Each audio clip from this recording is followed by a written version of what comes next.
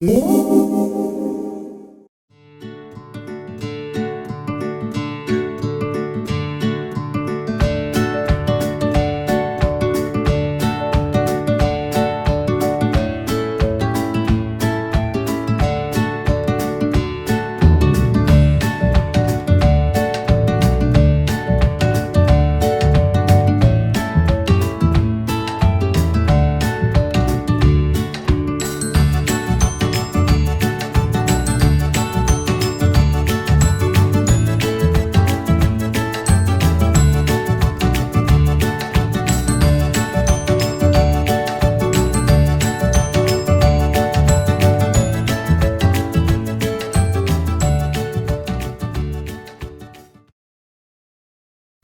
everyone, welcome back to my channel. I'm Jess with So Many Creations, and if you have been following me for any amount of time, you know that 2025 has been my piping journey. I have been adding piping to anything and everything. I am majorly obsessed with it. We sell cork piping in several different colors. I've actually lost count at this point how many there are, but if there is an opportunity to add piping, I want to do it. And I have been wanting to do this piping masterclass for quite some time now. I mentioned it in a live video a little while back, so it is very highly anticipated, not only by you, but by me. And the reason that it is a little bit overdue is because I wanted to make sure that I had all the information for you. I have done piping on bags like this. This is the Harper, and bags like this, the Daisy, many times, and I've shown it in several videos, but that's not everything. We want to be able to add piping in other places, right? So I wanted to make sure that I had given it a shot everywhere that I possibly could think of so that I could show you and walk you step by step through how to do it properly. So you'll notice over my shoulder, not only do I have a Harper, I have an Emily where I added piping on the flap. Of course, a Daisy, that is the one I made in the Daisy tutorial. Next to it, I have a Lola, so I have it on a straight seam. I have been adding piping onto all sorts of seams, and I'm so excited to share all of the tips and tricks that I have learned along the way. So when it comes to adding piping, it's not just about your technique, it's about your tools, it's about your prep work, it can even be about your seam allowance. So we're gonna go step by step through all of that. I'm even going to do a little bit of sewing for you. I've made sure that I had samples of just about everything for you so that I can show you how it all looks and how to address it in different areas. So we're gonna do a couple of different things today. These might not turn out to be completed bags, or maybe they will, I don't know. I start a lot of projects and I don't always get to finish them, but that's totally fine. So I did do a very condensed, real short version of piping in a video, showing you just kind of my favorite feet, how I prep it, and how I add it on, but I didn't sew in that video. Today I am going to sew. I want you to see what it actually looks like from my point of view when it's on the sewing machine. So we're going to talk about the samples, the tools, the seam allowances, all the good stuff, the structure that it adds, everything. So if I miss anything, don't forget to leave me a comment. You are always welcome to reach out to me via email if you have any questions. I will leave my information right here. If you are looking to grab some of the cork piping that we have for sale on the website, I will also link that right here for you. I think that's going to be everything. I think it's time to just jump right into this. So I have this kind of structured in a few different parts so that we can talk about the basics all the way through to the sewing part. So if at any point you need to fast forward, there are going to be timestamps in the description. If you like videos like this, don't forget to click subscribe, hit the notification bell, and give it a thumbs up. All right, let's talk anything and everything piping.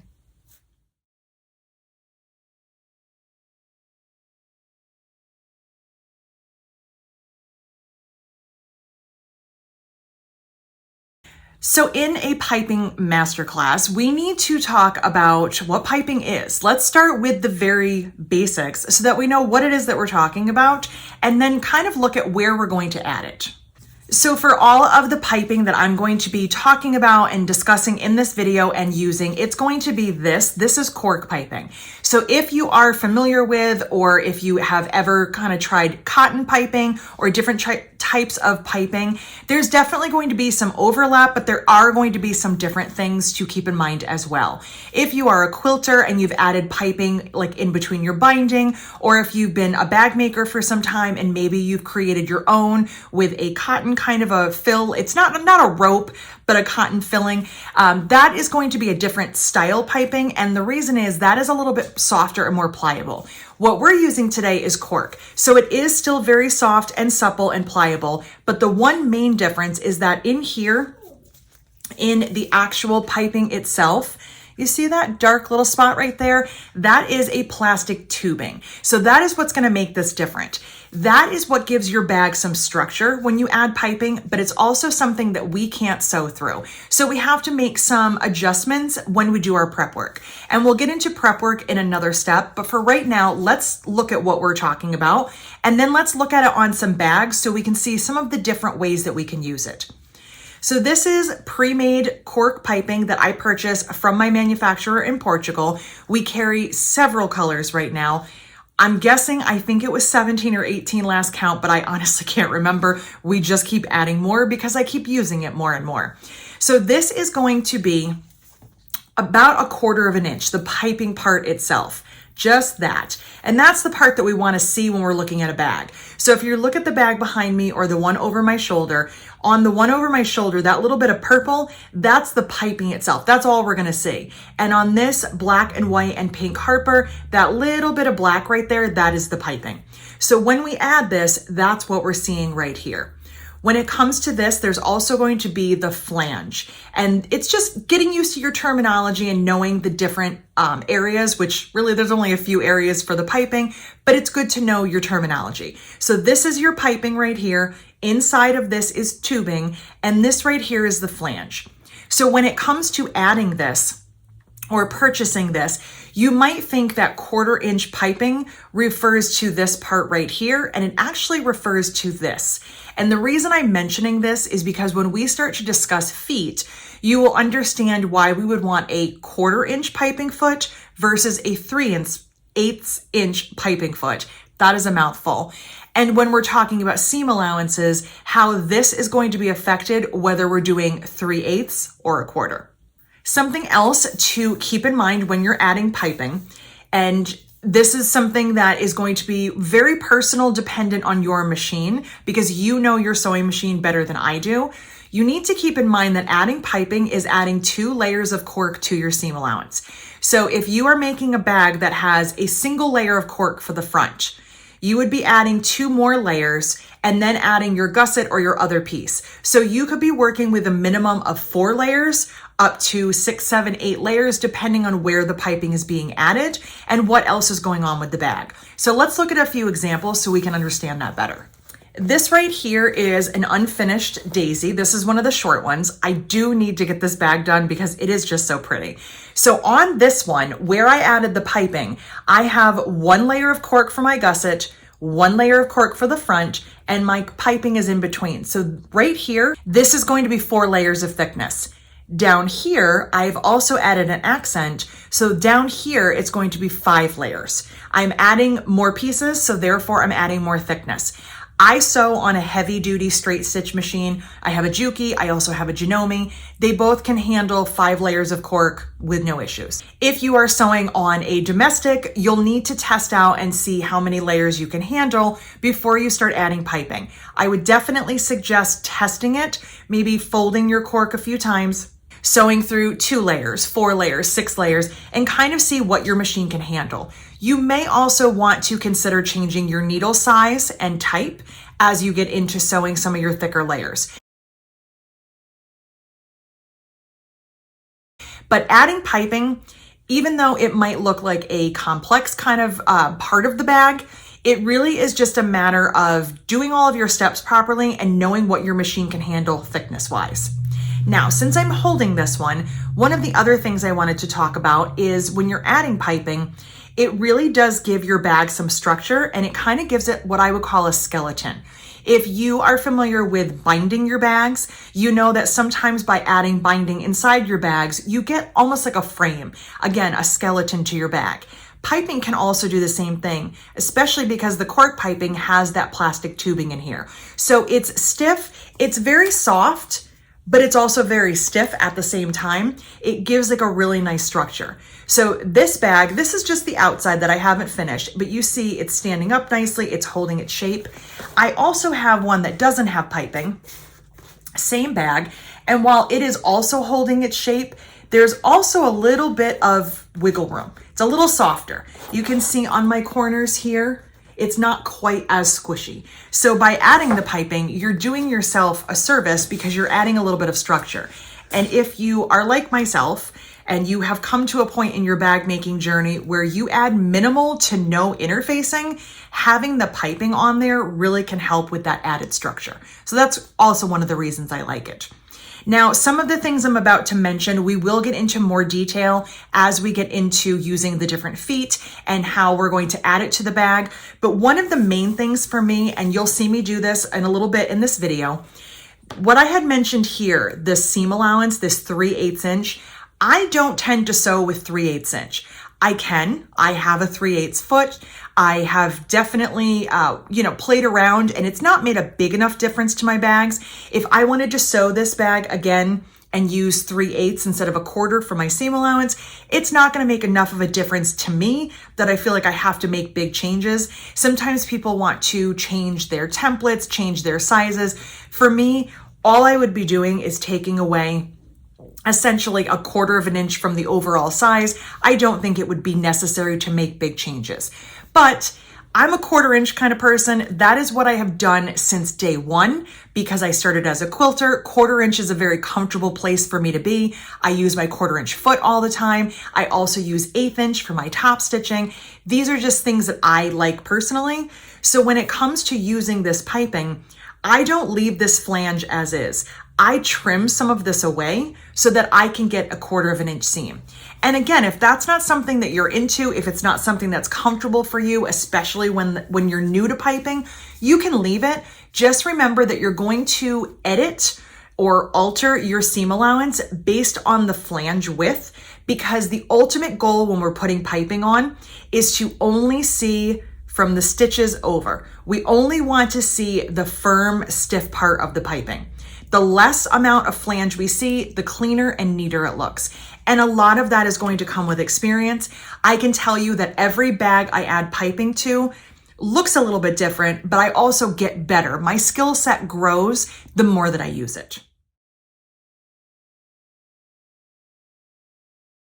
I feel that even if you have done the most precise, perfect prep work, you've gotten everything exactly where it needs to be, it's looking great, that it can still go wrong if you're using an improper foot. The foot is definitely what I think is the most important key element to adding the piping to your bag. There are a few different styles of feet that you can use, and everyone is a little bit different in their choices. So try some out, use the one that works the best for you. I have actually changed. I used to like one style. Now I have gone back to another style, but there's definitely a lot of options. I have the feet here and I'm going to show you them off the machine, and then we'll also look at them on the machine. So in looking at these feet, I'll kind of rank them from my favorite to my least favorite, but I'll also show you how they work and why I like them, and also why I don't like them. When I show you these feet, just keep in mind that again, these are for a straight stitch, heavy duty mechanical machine. If you are using a domestic, your styles of feet are going to vary and they're going to look different. These are universal feet that can be used on any straight stitch high shank machine. And I have a Juki and a Janome, and so I swap back and forth between the two of them.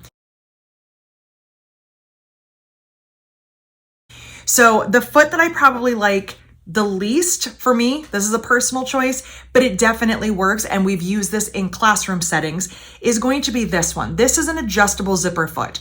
Now, my only reasoning that I don't care for this foot, it's not because it doesn't do a good job, it's because I just don't like it for zippers either. It's not my favorite for what I do, and I've tried this foot many times over the years, and maybe someday I'll change my mind again, but it's not my absolute favorite.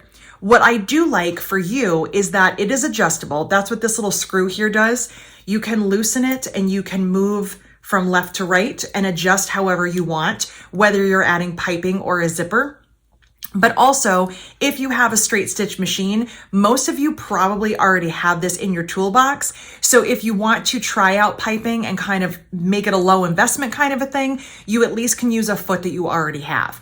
These feet work fine. I just don't love them. So this is a zipper foot. That's all that it is. You'll see that it has the two, the left and the right opening for the zipper. But overall, this is the kind of foot that we want to use because we have an opening for the zipper that does not have any barrier on one side. And that's going to be really important because when you're sewing your piping, you want to get, as I call it, uncomfortably close. I do not want my needle out here. I want it riding along that plastic tubing. I want it on that stitching. I want it as close as possible. So this is a great option, just not my favorite. If I'm going to rank them, there has to be one at the bottom. And unfortunately, this one's at the bottom. Now, the next one used to be at the top of my list, but I have since adjusted and I actually don't use this one as much, but I wanted to show you why and why I love it and why I don't love it. So that is going to be an actual piping foot. And the difference between a piping foot and this foot that we looked at, on the bottom of this foot, it's flat. There's nothing underneath it. On the bottom of a piping foot, there's a well, and that is going to ride on top of the piping. So for that reasoning, and it would be doing this way, for that reason, I love it because it really holds firm. It sits with your piping in there. It's not really going anywhere as long as you buy the proper size. I had mentioned earlier that the piping itself was 1/4 of an inch and the flange was 3/8. I didn't know that at first, and so I purchased a 3/8 inch piping foot. The problem with that, it was made for 3/8 inch piping. So this little channel down here was wide. And what happened is when I put it on my piping, it wiggled a lot. So therefore I couldn't get a nice straight stitch. So you're basing your foot off of the size of the piping, not your seam allowance and not your flange. So this one right here is the one that I started with, but I didn't love this because I felt like the needle was on the wrong side. This is the left. It's always backwards from what you assume it is. So this one, when it's in your machine like this, the needle is on the left. I think that I always think about the piping itself, but it's about the needle position. So when this is in my machine, my needle is on my left-hand side. But I actually like my needle to be on the right-hand side when I'm sewing. The reason is, if this was my bag and my foot was like this, my piping wouldn't be over here on the right. My piping would be on the other side in the seam allowance. So I actually like to use the right. And I always double check because again, it feels backwards to me. I feel like it should be the opposite, but this is the right because my needle is on the right. So when I have my piping sandwiched in between my layers, my piping is going to be going this way, away from the machine. I'm going to be sewing in here with the layers of the rest of my bag. So I like to use the right foot. And that means my needle is on the right, and it means everything is kind of lined up. When I was using the other foot, everything for my bag was inside of the machine, which is backwards. We always sew with our bag hanging off the machine, not in the bed of it. There's probably reasons why there is a right and a left. I'm sure somebody would find a great purpose for it. But for me, I didn't find that I was using the left one. I was using the right a lot. So I said that this used to be my favorite foot and now I don't use it as much. And the main reason, if I'm sewing a straight seam with piping, this foot is awesome because it clings onto the piping sits right in that channel, it doesn't shift, it doesn't go anywhere. My needle position is perfectly where I want it. Where I found that I was having issues was around my curves. And curves are tricky enough as they are. But as I was going around a curve, because I kind of have like a long piece right here, the toe is kind of long and the channel is there. As I'm going around a curve, it kind of wanted to go off the edge. It didn't want to stay on and it would jerk my bag a little bit. So I found that the more curves I was trying to sew with this foot, the less success I was having. And at first, I had started with this. This is a cording foot, and I stopped using this thinking that the piping foot was better for me. I've actually found that on my curved seams, I like this one better. And this is going to be, I dropped it. This is going to be a cording foot. So the main difference when you look at the two of these, hold those up for you. They look the same from the top. It's the underneath. The piping foot has a channel. The cording foot is flat. So I've been using this one. This is a Teflon one. I think I also have a metal one. That really doesn't seem to matter because cork isn't sticky and we're usually on the back anyway, is because again, my needle position is perfectly where I want it. I can get nice and close, uncomfortably close. I can't hold it though. I can get super close to my piping, just like this. Easier said than done when you're trying to hold things up in the air. But there is my needle position. It's nice and close to the piping. But when it comes to going around a curve, instead of having to worry about staying on the piping, my foot can kind of freeform, go where it wants to, but I can still keep the needle nice and close. So most of the time, this is gonna be my number one. And I would say this one is my number two. And because somebody has to come in last, that's my number three. So as long as you have a proper foot, you're going to find that piping is not hard to sew.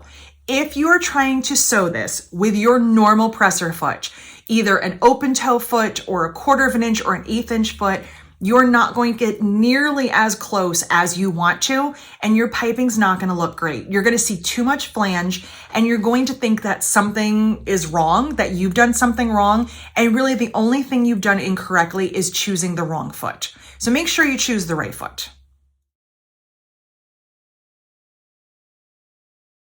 To add your piping properly to your bag, you're going to want to grab some basic tools.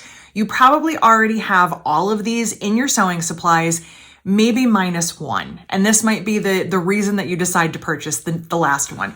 So when it comes to adding piping, we have that plastic tubing inside that we have to remove. We have to remove it in certain areas, and when we sew it, you'll see that a little bit more. So obviously a seam ripper is going to be a key element. We also need some scissors so that we can trim away that plastic tubing. We want to make sure that we have nice flexible ends. We also want to have a nice sharp pair of scissors to clip around curves, and I'll show you how I like to do that. When it comes time to placing the piping on the bag itself, there are two things that I really like to use for that. I like to use double-sided tape. Now, I grabbed here just a 1/4 of an inch one. I don't tend to use that one as much. I like to go with 1/8 inch, but I just happen to have that one nearby. So whatever brand of double-sided tape you use in your bag making, you can use for this. I don't use anything super heavy duty or crazy because I also supplement with clips. And my favorite clips for piping are actually these little clips right here. You've probably been seeing these everywhere. Jackson Low, JAXLO is, I think, the originator of these. That's where mine came from. You can also find them in many other areas. Other makers and creators and suppliers have been selling them. But these, they're super strong. And you can see, like, it actually, you're kind of really pushing when you try to open that versus your standard binding clip. Binding clips will work, not a problem. But these right here, especially around like a corner, I love these because they're super tight and they don't come flying off. The downfall of this, they're super tight and they don't come flying off. So when you're trying to sew, sometimes you can't really just like pop them off the way you can a regular clip. So I supplement I use my tape, but I also use clips in between. And sometimes, and this is that one tool you might not have, sometimes when I really just need everything to lay flat and it works a little bit better for me, I will use my stapler. So this is the Tim Holtz Tiny Attacher. This is my preferred stapler. Everybody kind of has their own choice. There's a few of them that bag makers tend to like. I use this quite a bit with gussets. I also use it with zippers. I pretty much use this for everything now that I have it. What I love about this, I'll open it for you so you can see. These are the tiniest little staples. They are itty bitty. And so when you are putting them into your bag, they're not going to get into your seam allowance. They're not going to get in the way. And if by chance you happen to hit one with your needle, and this is just me, I will take no blame if anything goes wrong on your machines. But because they are so fine and so small, I find that if I nick one with my needle, it's no worse than hitting a pin and I'm not doing any major damage. Plus, most of the time, and this is kind of my thing, I don't take them out. You're probably supposed to. Your bags are probably not supposed to be permanently filled with staples. A lot of mine are, just because I'm kind of lazy and I haven't found that these staples are doing any damage by leaving them in. So make your own choices. I can't take the blame for anything that goes wrong with staples, but most of the bags that you see here have staples permanently in them because I just didn't take them out. So I'm going to show you how I start with my tape, how I add clips and staples as needed, and also how to get beautiful, crisp, tight corners.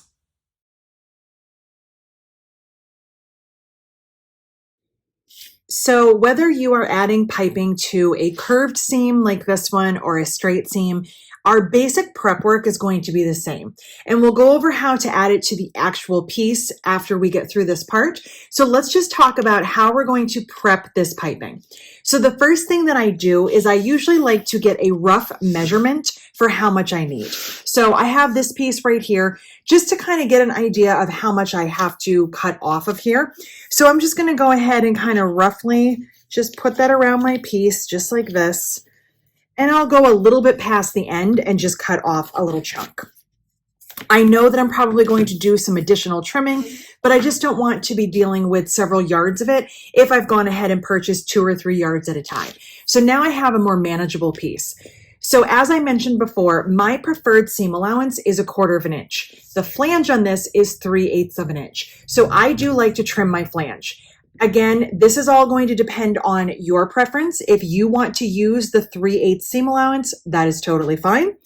For me, what I'm going to do is just kind of roughly estimate about 1/8 of an inch and just trim that with my scissors. You can use a ruler and a rotary cutter if you want to be more precise. I have actually found that I think that's more of a hassle just because it's kind of hard to get the ruler up against the piping, get it in place, and then you have to keep moving everything as you're trimming. So I find that this is just as good. And remember, when we're sewing, even though we have our machine set up and a special foot, our 1/4 of an inch seam allowance is not always the most consistent. Any seam allowance, really. We can definitely vary from one project to another, and my 1/4 inch and yours are probably a little bit different, so I don't stress too much about this. I just took off roughly 1/8 of an inch. So I kind of eyeballed it. I can grab a ruler if I want and check or hold it on my mat. And I'm measuring from the edge here to the stitching, and that looks pretty good. So I'm happy with that. So now the next thing that I need to do, no matter what type of seam I'm adding this to, I need to get rid of some of the plastic tubing at the ends. We can't sew over that. So whether I am going to be using it like this, where I'm going to curve off the edge, or here where I'm also going to do that even though it's a straight seam, or even if I was putting piping all the way around here, at some point I need to make sure that I don't have plastic tubing so that I either have an open end for my seam allowance, somewhere that I can add my seams together. For instance, here I would be adding my lining and sewing the top, and so I don't want to sew through the plastic. Here I would be putting my 2 front and backs together, and I need to make sure I have a little bit of clearance there. So what I'm going to do is I'm just going to kind of pretend this is where I'm sewing. I'm going to be adding it to this piece, and I need some room at the top and bottom. So I'm going to take out a little bit on each end. I always start with about 1 inch or 2. If you take out too much, it's really not as noticeable as you think. And if you don't take out enough, which a lot of times that happens, you can always go back in and adjust. So I am just trimming. I didn't have my seam ripper nearby, so I'm just using my scissors. And I'm going to open this up and just take out that little bit of tubing. Now, if you prefer at your machine, you can sew this closed again. I used to, and then I found that it wasn't making that much of a difference, so I don't usually bother. I just kind of leave it open, get rid of my threads. So we'll go ahead and do the same thing down here. Just open that up. And we'll adjust as we need to. All right, and take just a little bit more. All right, so now that I have that out, I'm really ready to go ahead and add it to my piece. I don't have to do anything else with the piping itself. The next part of the prep work is going to be to the piece I'm adding it to. That's where I'm going to add my tape, and then I'm going to add this piece on using some tape as well as clips. Piping is all set. Now I'm going to prep this piece. So I'm going to go ahead and just use my 1/8 inch double-sided tape. Just find the end here, which is always the most challenging. There we go. And I like to use 1/8 inch for this because it's going to stay in the seam allowance, and I don't have to worry about sewing through the tape on top of all of the other layers I'll be sewing. If I do a little bit, it's not a big deal. So I'm just going to run this right along the edge. When it comes to this little corner, I don't care if it's a little bit sloppy.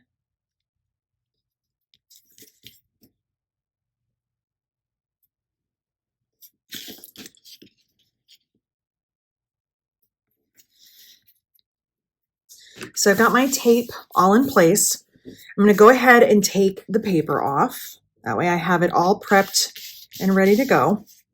And now I'm going to begin adding my piping on. I'm going to grab my clips. I just like to have those nearby because I add those kind of in between as I need it. And we didn't want to sew through that plastic tubing, but what we also don't want to do is have the piping go all the way up so it's going over the edge. Now on a flap, and when we get to the individual pieces, you will see how we kind of address each one a little bit differently. But for the most part, what we don't want is to go all the way to the end and kind of abruptly stop. We want to veer off the side. It just tends to look better. It works better with bulk reduction, and it's just kind of it's a better way to treat your piping. So what I do is on my end here, I'm going to make a little triangle cut. So just a little V like that. Just take a little bit of the flange off. And the reason I did that is because that's where I'm going to fold. So what I do is up at the top here, and I can mark it if I want to, or I can use my mat, or I can eyeball it. It really doesn't matter.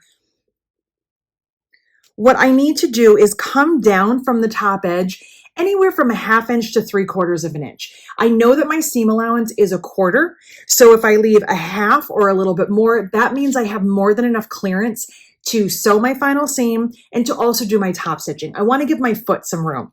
So I'm just going to kind of place this with the triangle roughly at the 3/4 of an inch mark. And then I'm going to fold like this. So I'm curving off the edge. Now this is where I'll use a clip because it doesn't want to stay, especially because it's not stitched. So I'll just add a clip. I've got some extra room up here. And I'm going to go ahead and work my way around.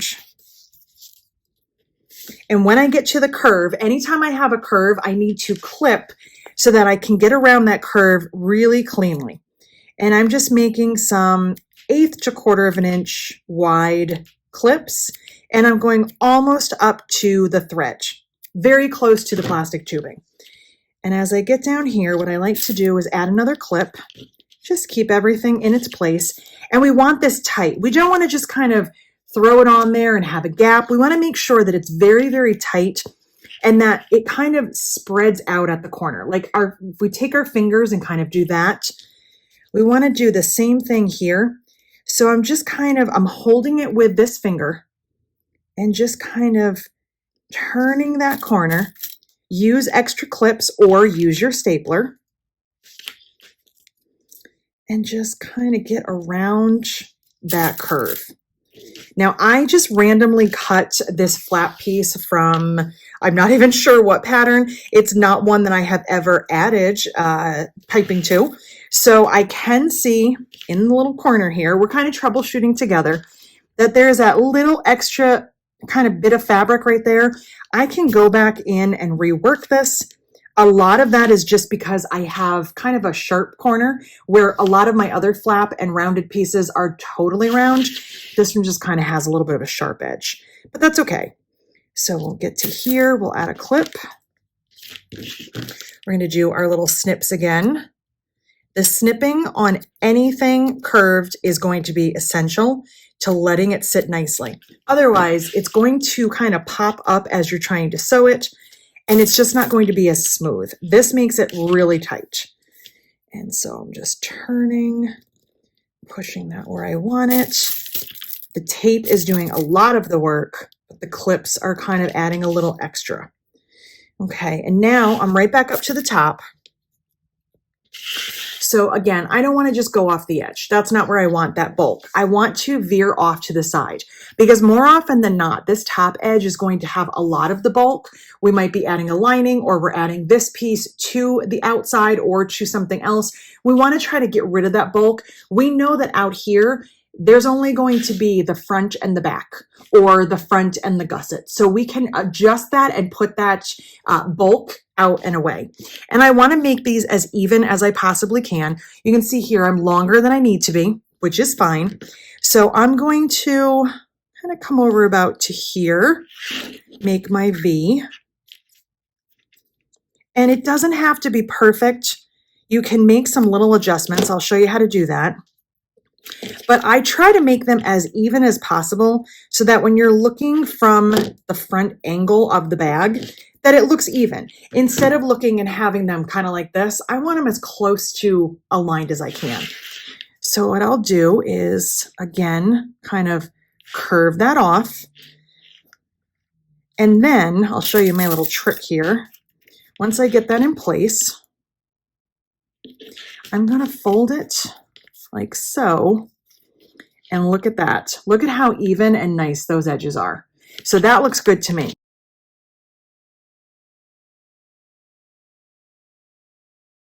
Let's start with a nice beginner-friendly straight seam where we'll add some piping. So on this bag right here, I would say this is going to be the most beginner-friendly. I just added my piping to one side. I did not add it to the other side. I had no seams to line up, nothing to worry about. I just got to add it to the front, and then I can kind of play around, work on my stitches, work with different feet, and kind of just get the feel for piping. Once I have that down, I can move on to doing it on the front as well as the back. And when we get to the sewing portion, I will discuss how we're going to put those together to make sure that things line up. I have a little cheater hack. It's just kind of what I do, and I'll share it with you, and hopefully it works for you as well. So I'm just going to push these pieces out of the way. I've got here a top and a bottom and some piping. So this is going to be like another Lola bag. So there's my top, there's my bottom. Now, when it comes to adding the piping with a seam like this, does it matter if I add it to the top or the bottom? And the answer is no, it really does not matter. I tried it both ways just to see if there was any difference, and it came out exactly the same. So I'm going to add it to the bottom for no particular reason. It just feels right to me. I don't know how to describe it other than that, but I'm just going to go ahead and add it to the bottom. So I've got a piece of piping. I did trim it down just a little bit. It's still much larger than it needs to be, but I trimmed it from my longer piece. I've got my tape, and I have some clips and my scissors. So just like we did before, we're going to go ahead and start with some tape. Now, if you noticed on the other sample piece, and here, let me grab that for you. If you noticed on here, my tape went all the way to the top, even though the piping didn't. And the reason I do that is because then I don't have to worry about being short, but also that's just going to help me in the end when I'm putting things together, because that little bit of tape will just stick to the other piece, the front, the back, the top, the bottom, whichever it might be. And it's just going to help align things. So I just go right across the piece, even though I don't need all the tape. I find it a little bit easier. So there's that. Now, before I take my paper off, let me do a little bit of prep work here. I already know that this is too long because I don't have any curves to go around.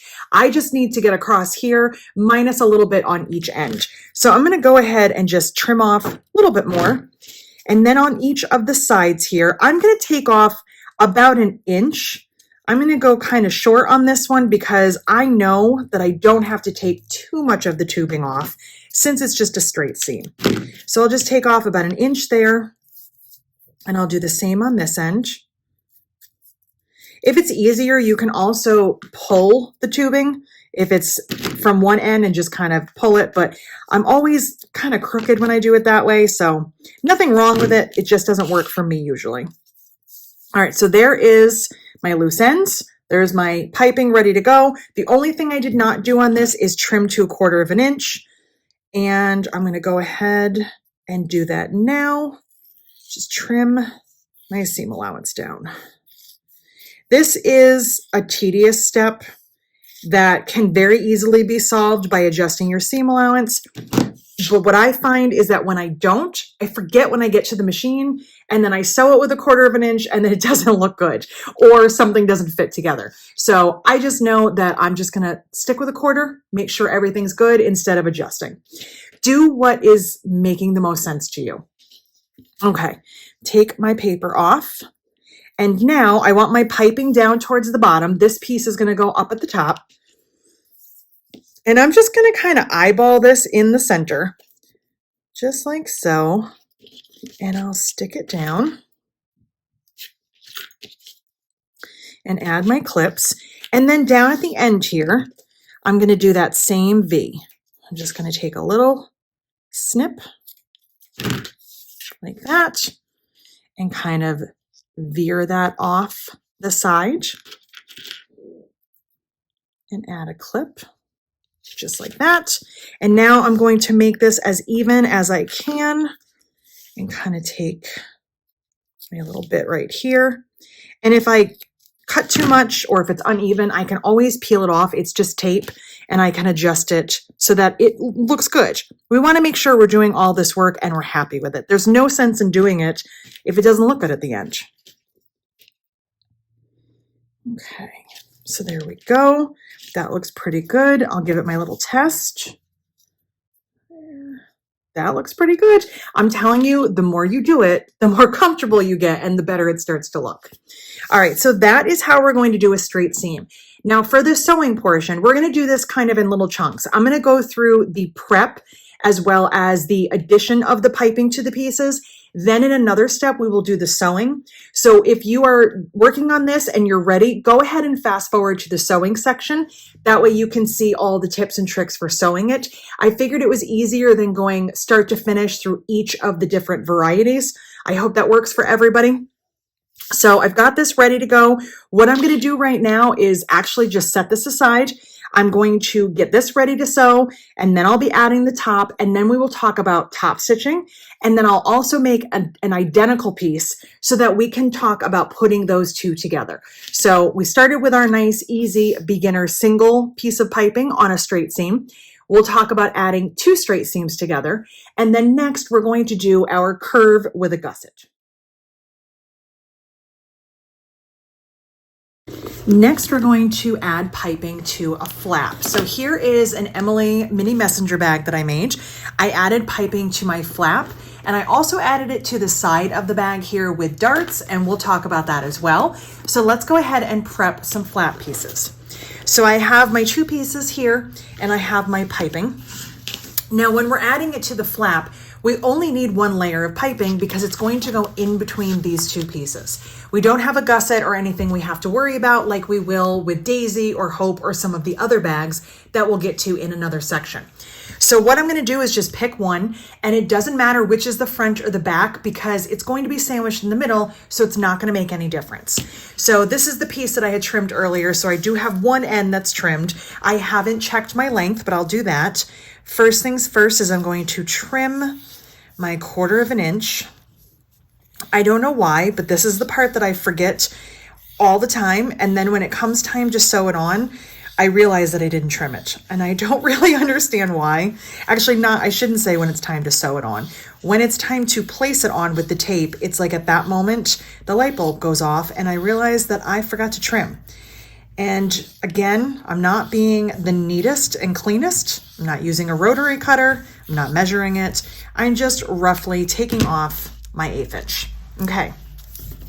So I've got this end all trimmed. So I'm just going to start there and kind of just roughly place this around like so.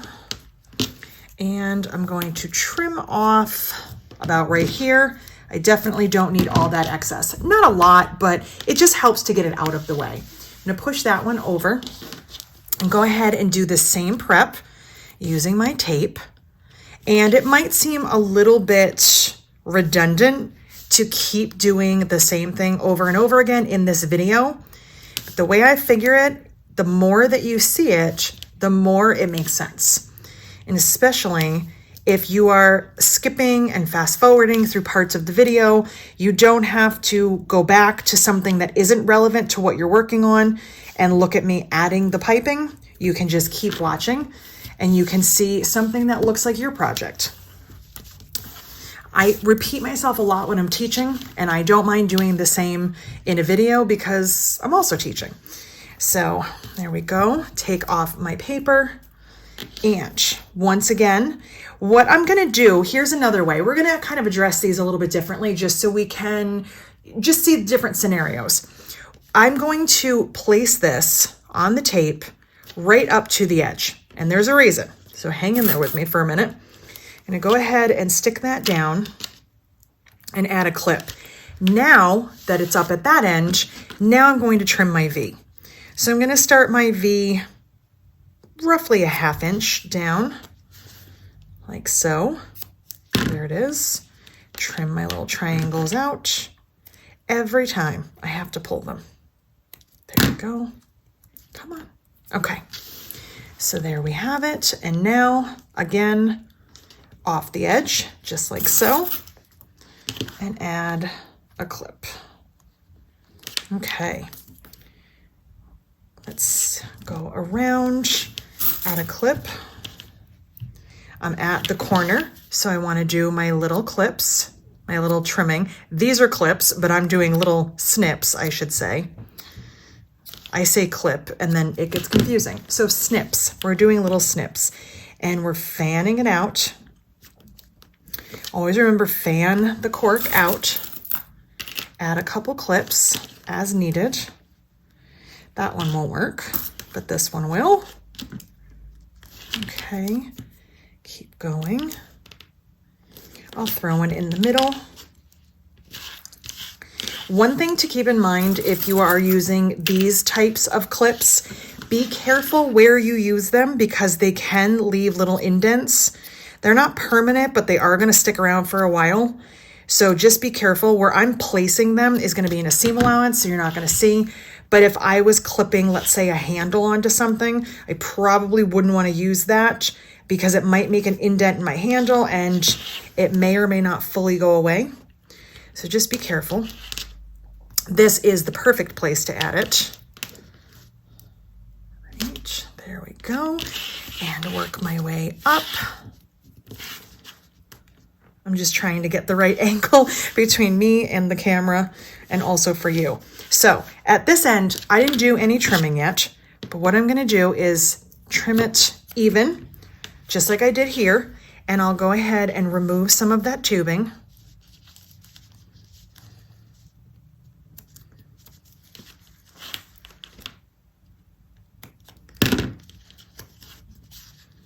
If I could cut all the way through it.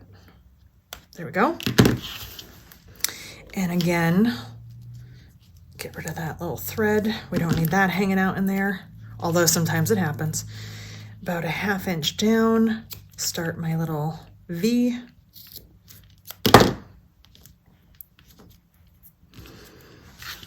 And one more clip on standby. And just veer that off. I'm not even looking at the other side yet. Okay, how does that look? Let's see. It's a little uneven. So that's what I mean. You see that the back is sticking up a little bit more. So I can leave it. It's not bad from the front. But if that's bugging me, what I'll do is just take this clip out and just adjust it down a little bit. Just kind of pull that piece down until we get it lined up. And once it looks good, go ahead and clip in place. Sometimes you will get a little bit of like an indent, or not an indent, a little bit of a pucker right there because you're folding the cork. Don't stress about it. It happens. It's not the end of the world. So on this flap, I did the same thing. You can see kind of ends right there. And it's very tight to where I'm sewing it, but it's okay. From this angle, it kind of looks like it just goes all the way to the back. Now, could I just leave this totally straight and just take this all the way to the end and sew right off? I suppose I could. I think on a flap, it would probably be the safest place to do that. I think it would cause the least amount of problems, but this just feels more, I don't know, professional to me. And the way that I figure it, the more that I continue practicing this, the better I'm going to get. So instead of taking shortcuts, I'm just going to make my little veers off the edge and leave it as is. So again, in the sewing portion, we're gonna base this in place, and then we'll talk about adding this piece and finishing up this flap. So now let me grab my pieces that have darts, and we'll talk about how to add piping there. Continuing along with the Emily or a bag similar, we are going to add piping to the base part where there are darts. So you can see here, the body of this bag has some darts in the corner. That's how the depth is formed. And there is my piping in between. So it's going to be very similar to the flap, except we have to sew the darts first. In order to add piping to a piece like this, trying to add it when this is not sewn, not really gonna work so well. It's just going to, well, it's gonna make a mess. So what we need to do is at the machine, sew the darts, get this piece prepped, and then we'll add piping. So I'm gonna run over to my machine real quick, sew these darts, and then I'll come back and we'll talk about the piping. So my darts are all sewn now. So the only challenge really for something like this is that we have a shape now that has some dimension. Everything is still going to go on the same way, and it's really not going to change much. It's just sometimes with adding the piping, we're kind of working around this bowl shape, but it still works really well. So I'm going to do the same thing. I'm going to prep my piping and add my tape. I'm going to go ahead and get this situated. For this one, since you've already seen it a few times, I'm going to show you, but I'll probably just insert some music here. No sense in listening to me repeat the same thing again.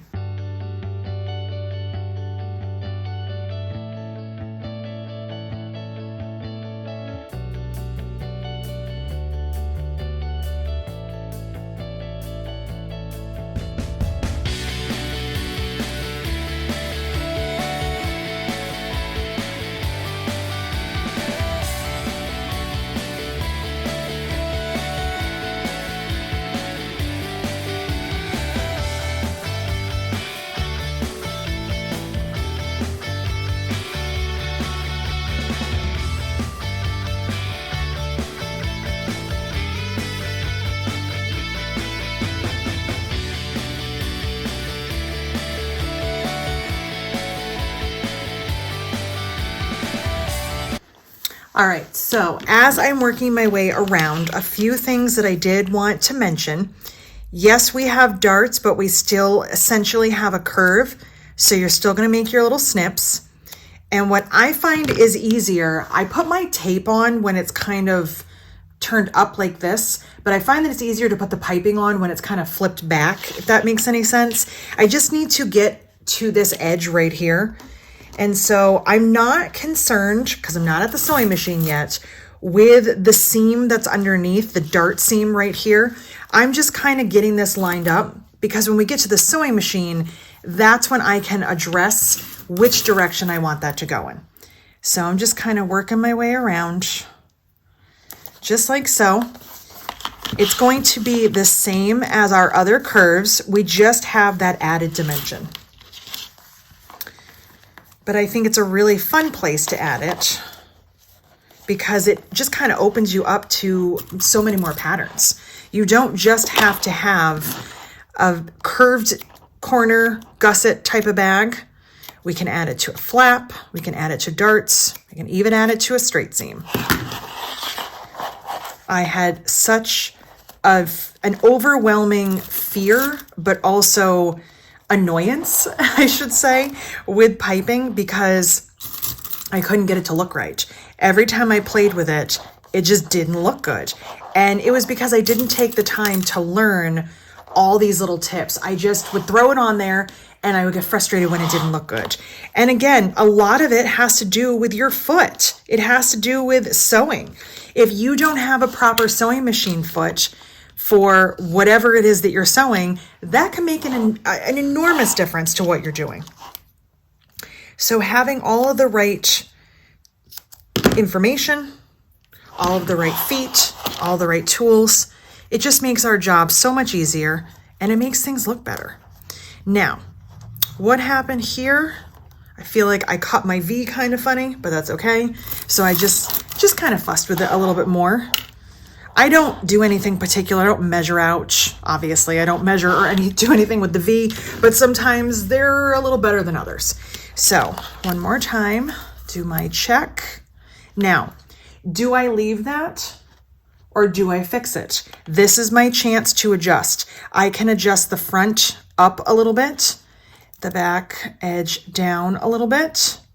They don't have to be perfect, but I feel like when you're looking at the front of the bag, you're gonna notice if they're wildly off. These are minor. So I'm not super concerned. What I don't wanna do is look at the bag and see them be real crooked. And one of the other things that we didn't really discuss was about the color of your piping. For this video, because I'm using some scrap cork, these are not actual bags, so I'm not finishing any of these. I've just kind of thrown together whatever we had in our scrap bin and grabbed some leftover bits of piping. When you're adding piping though, there's different trains of thought for this. I guess it kind of depends on your personal style. For a bag like this, if I was doing all this black with that kind of rainbow, I could definitely add a color here. I have the natural. I could add a pink or a purple and really make a pop. I could also do black if I wanted to keep it real subtle. But the more that you color match it, the less it stands out. And so it kind of depends on the look that you're going for.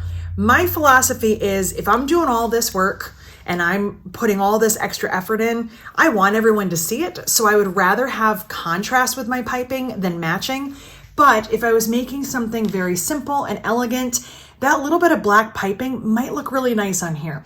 And on a color aside from black, because black can be kind of hard to see when you get all of the dark, front and the back and the piping together. If we were doing a bag that was all natural and then we had natural piping, you would still see it. It would just be a much more subtle effect. All right, so we've got this one all set. We have our piping on. So now let's talk about how we're going to address a curve with a gusset, which is really not going to be much different, but it will be in the sewing. And then we'll talk about doing all the way around, going around an entire piece, doing a full curve.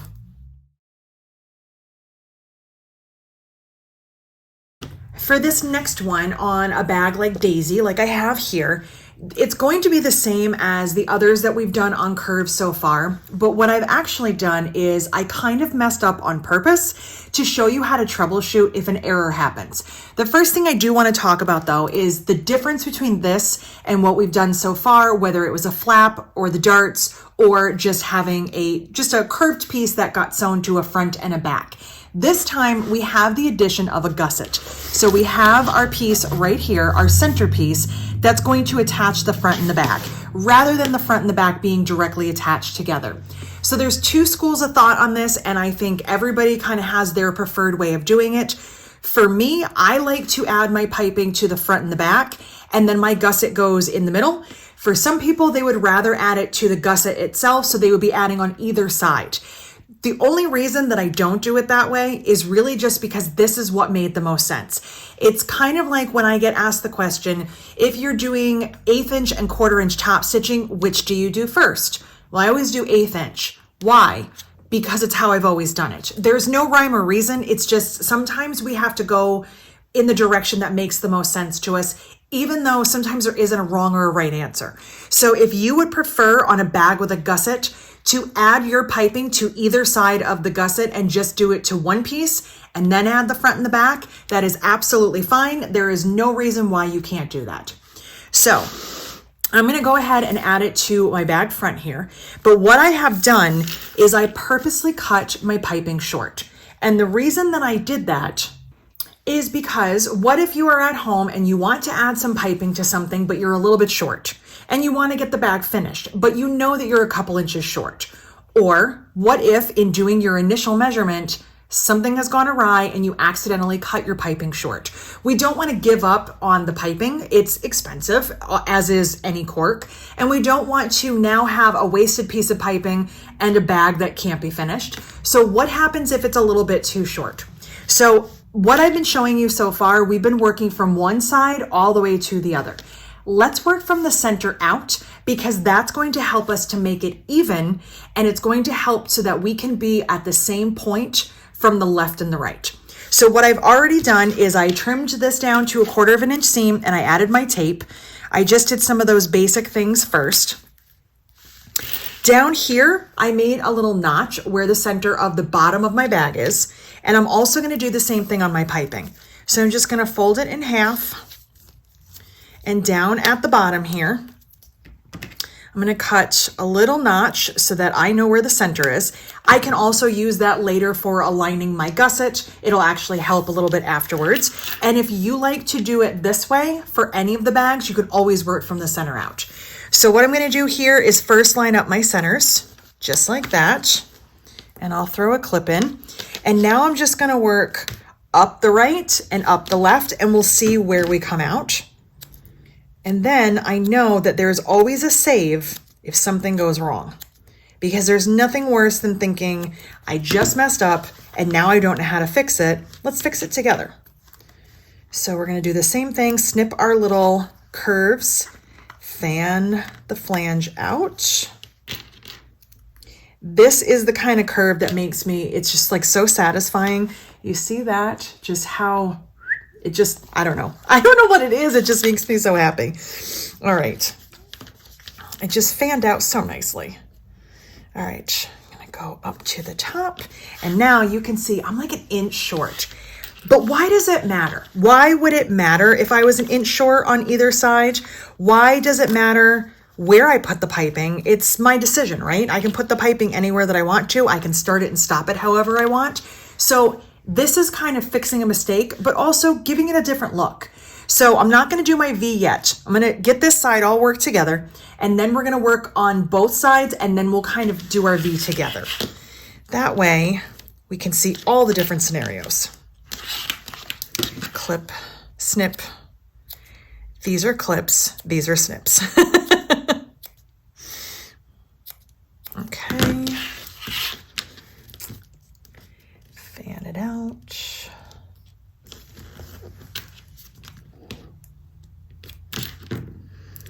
And bring it up.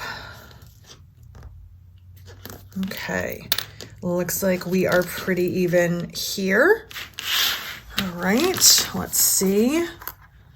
They are perfectly even because I started in the center. So now I'm just gonna grab a pen. I'm gonna make sure that I mark these exactly the same so that they all line up. So yeah, I'm just about at 1 inch. So I think I'm going to make my mark, because I still need to curve this. I'm gonna come down 1/2 inch, and that's where I'm gonna do that mark. And over here, let's see, there we go. So I'm making this one kind of tight up to the top because I want to get as much piping on the project as I can. So this one isn't going to have much of a curve, but that's okay. Grab 2 more clips. And it's just a wee tiny little one, but as long as it gets off the edge and that little tiny bit that's short is within the seam allowance, we are golden.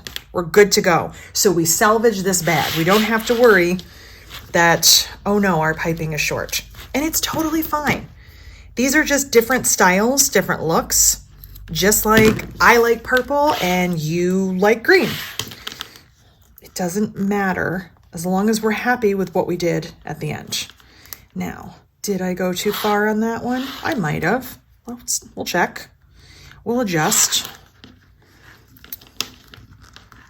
I have a hard time on the left because I'm right-handed and I can hold this side and clip. It's just trials and tribulations of being Jessica.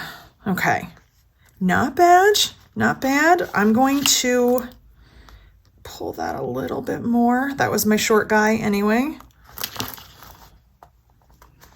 Looks pretty good. Is it perfect? No. Is anything I do? No.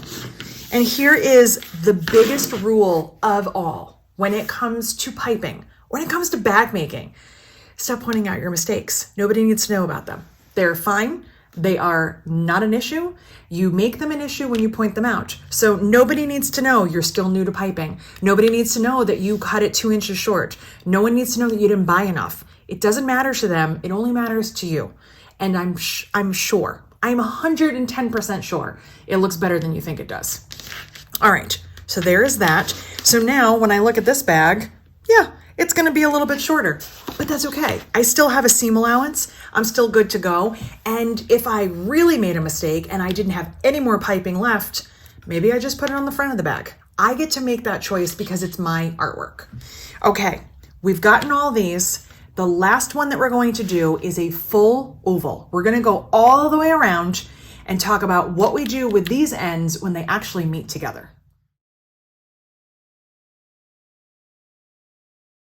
So the last piping that we're going to add is going to be a full circle, a full end or piece. This is going to be when you're working on a barrel bag like Violet. So it could be on the end here. Sorry, the camera is very zoomed in, but it could be on your ends right here. It could be on a backpack or even a round bag, something where you're not going to have a straight edge to start and stop your. It's definitely not going to be the everyday kind of piping where I think the other types are going to, but it's always good to know in case you have somewhere that you need to add it.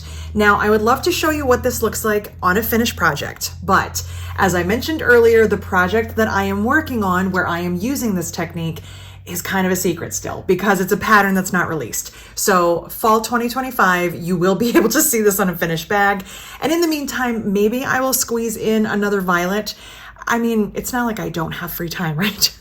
I'm kidding. Okay, so I've done the same prep work. I put my 1/8 inch tape all the way around my piece.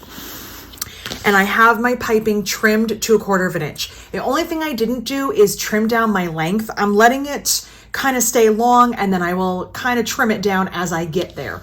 So what I am going to do is start on one of the ends and I'm going to take out the plastic tubing. So we're always going to be starting the same prep work, same kind of end goal is to get a nice tight piping where we just see the piping and not the flange, but each one just gets addressed a little bit differently.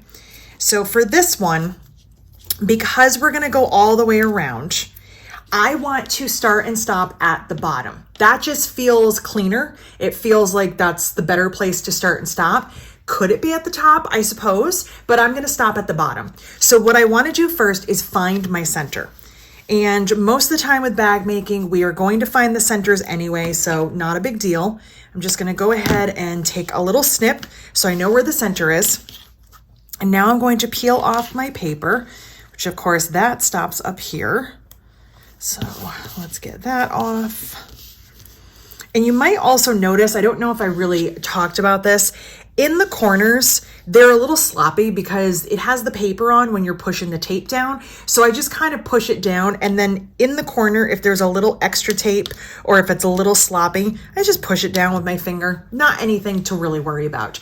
Using the 1/8 inch tape, it's in the seam allowance anyway. So here is my center. I'm gonna go ahead and grab some clips. I'm starting to get low on these. So you know what? Let's use our stapler. Because we talked about that and we haven't used it yet. So let me grab that. So why not use the stapler? We did discuss that and then I haven't used it yet. So it's going to be the same idea as clips. I just like using the stapler sometimes. And I think on this where there's 4 curves to address and a lot of piping, I think the stapler is going to be a great place, or a great tool, I should say. All right, so first things first, I'm going to trim my thread. I'm gonna cut my V. So I'm just gonna trim that. Like so. The first one that I actually cut all the way through. So here is my center. I'm gonna put that on that line right there, just so that I have a place visually to see it. And I'm going to align this edge right here on that center mark, and then kind of, again, push that down. Now, when we get to the other side, there will be some overlap. Because on this type of piping, I tried to do it without overlap. It really was not working for me. This is also not working. I have to stand at an awkward angle with the camera, so forgive me.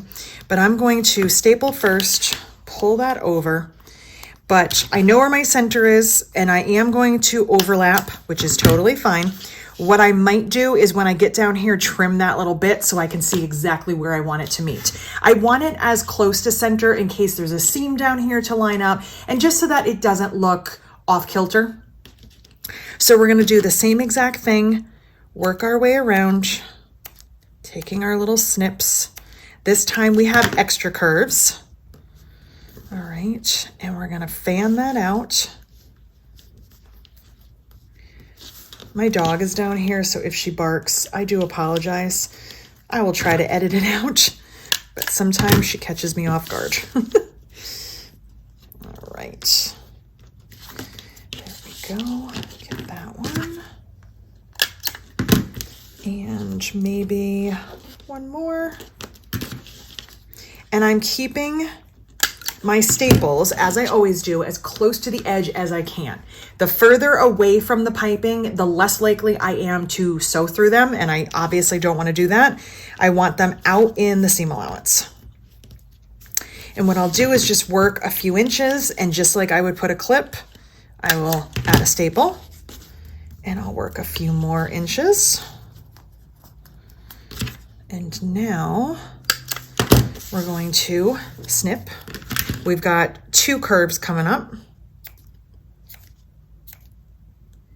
So I'm going to eyeball it, do both of them. Let's see how good I am. There we go.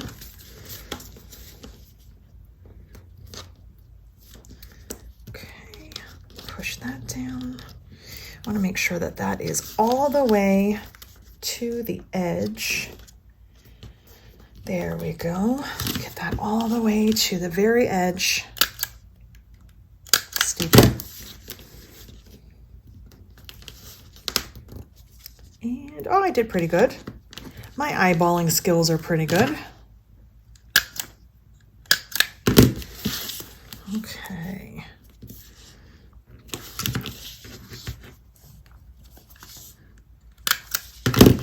Just keep going until I get to that last curve, and then the fun starts. We have to get everything lined up and looking good at the bottom, and we might make some adjustments. It's okay to do that. All right. I have not made a violet in a little while, and I have not made a violet since I've been playing with piping, so it might be time. Plus, we've gotten in some new cork that I am dying to play with. All right, I'm gonna go ahead and just trim some of that excess off, get rid of that. Obviously, I still have more than I need. I'm gonna go ahead and add one more staple. These tight curves, the tape just isn't enough. So a staple or a clip, something definitely to help. And now I'm thinking I'm gonna pull back to here. I'll just pop that thread so I can see how far back I wanna go. And there we go.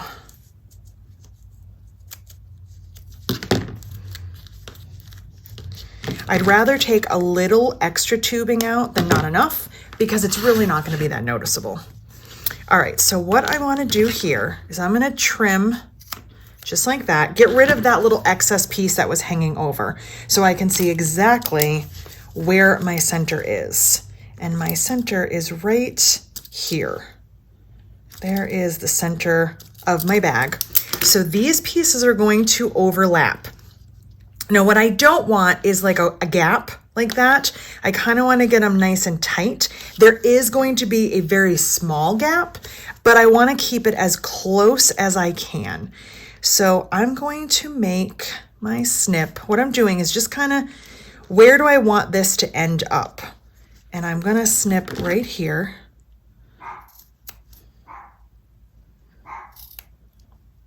And there she goes, barking. So now I'm gonna go ahead and pull that down. And I think that looks pretty good. Before I do anything, I will grab one clip. I can pop that out if I don't like it. kind of stand back. How does that look? There's my center. I think that looks pretty good. So I'm okay with this. I do want to adjust this one a tiny bit. Don't worry, I'm not cutting the staple. I'm using the outside of my scissors. That is totally legal. Yes, they are fabric scissors. Okay. I want to just pull this a little bit. I feel like it wasn't laying as flat as I wanted it to. So I'm just going to do that. And then fuss with this side a little bit. And that is what I want it to look like. So let me get a staple in here and then we can discuss. Okay. Hold that up for you. So I've got the tiniest little V shape here, right in the middle. Now, normally I sew first and then trim this bit, but I'm going to go ahead and trim it now because I want to show you exactly where my center is. There it is, right there. And my center, ideally, I would love if it was at that little point. Whoops, I'm over here. I would love it if it was at that point, but it's close enough that I'm okay with it. I could take this out, fuss a little bit more, but why bother? This is close enough and it's down at the bottom, so it's going to sit down on the bottom of the bag. I want it close to the center, but it's okay if it's off, especially when we're starting, because this is a little bit of a tricky technique. So we've got that all in place, so now this one is ready to sew. So I have some sewing to do. I have my full curve right here. I have my, oops, it's a little bit short with a gusset. I've got my piece with a dart, 2 darts. I've got my flap ready to go. And I have 2 of these prepped for my straight seam. I did go ahead and prep one off camera. And I have my original right here, which I don't really need, but we'll practice sewing anyway. So next we're going to sew each of these and talk about some of the tips and tricks with using different feet, also how we want to sew it, and then how we want to finish it. So join me for the sewing part. I don't normally show that, but I think with the piping, I think it's an important step.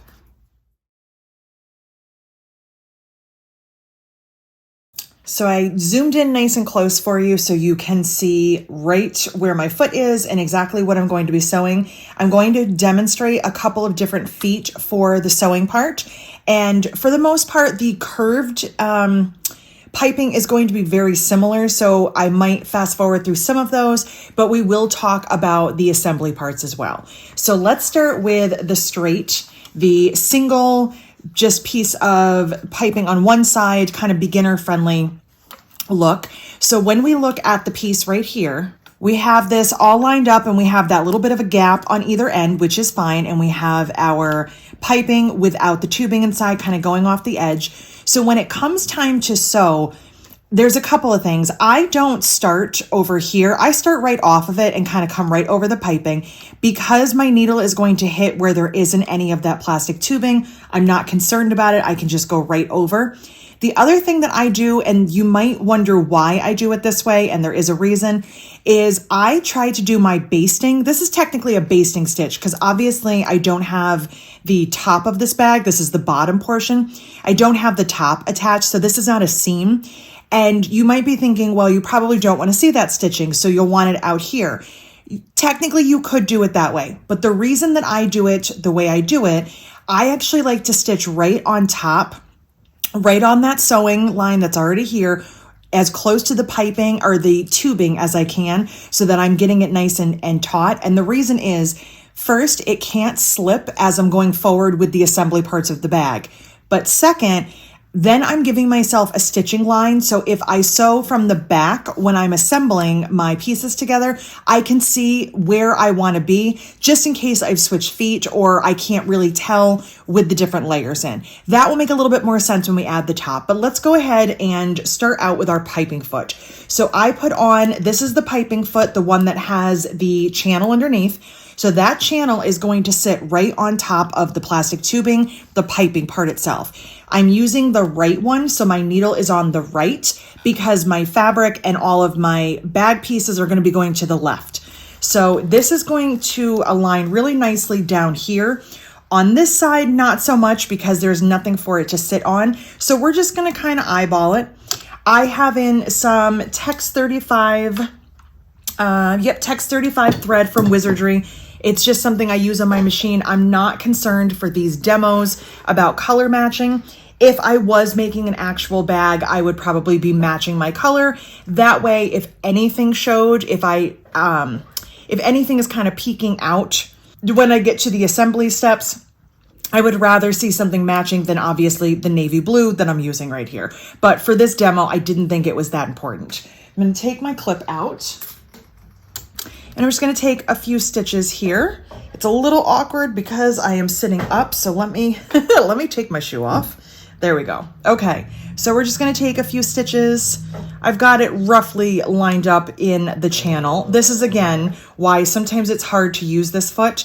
Now, because I have tape under here and because of where I'm starting, it doesn't want to go forward. So I am going to give it a little gentle push, and then I'm going to just scoot it a little bit.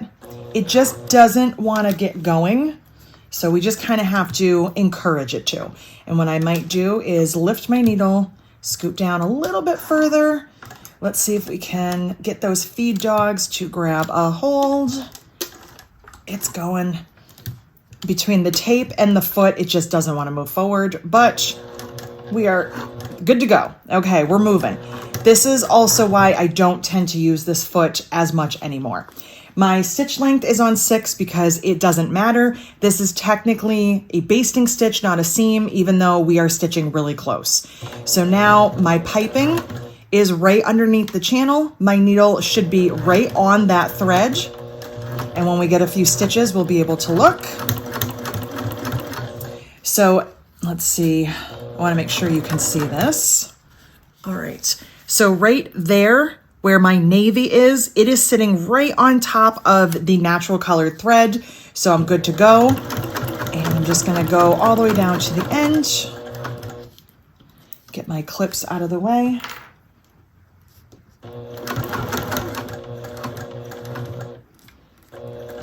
And this part's a little bit easier, but I still want to make sure I don't get any little wrinkles. You can use a stiletto. I have long fingernails, so I'm just using that. And I'll just keep on stitching. Now, I'm not back stitching because I don't really need to. Again, this is not a seam. So now I've got everything in place. And when I turn it over, it might be hard to tell because I have navy thread, but I can see where my piping line is and where I would want to follow when it comes time to add the second piece. Now, this is the bottom and this bag has a top. So let me grab that after I cut my thread. I am blindly doing this because all I can see is one side of the machine because of the tripod, but that is okay. Let's go ahead and grab, there's our top. So we're going to put these two pieces together. We're going to, again, right sides together like we normally would. You can add some clips if you need to. And what you want to keep in mind is that because you have piping, we can't switch back now to our regular seam allowance foot, our 1/4 inch foot, because we still have piping in there. So we still have to finish this seam, even though now we are adding this extra piece of cork. We have to finish this with our piping foot or our cording foot, because otherwise it's just not going to work. So we're going to do the same exact thing, and I'm going to turn this over. And now I can follow that line to make sure that I am exactly where I want to be. I'm going to take that clip off, and we'll see if it's going to allow me to start off the edge here, maybe without the tape. Okay, I'm going to back stitch because it is a seam. And there we go. Get that engaged. I want to get the channel on top of the piping, which can be a little difficult because I have now all this extra cork in here, but there we go. And now I can follow along the line that I already have. And if I changed feet, which I will do on the next one so you can see, if I changed feet and I had a different view instead of the same exact foot, I would know where I could follow. So I would have a line, a guide for myself. Okay.